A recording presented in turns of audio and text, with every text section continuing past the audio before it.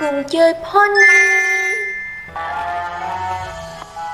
I wonder what's hiding behind this door.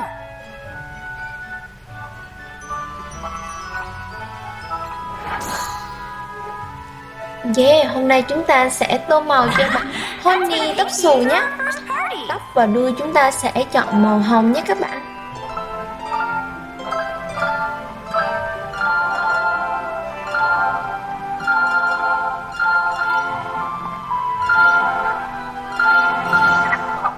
Và sau đó màu hồng nhạt cho thân của pony.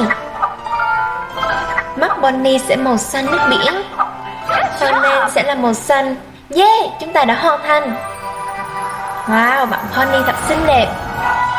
Chúng ta được 1 sao. Tap the star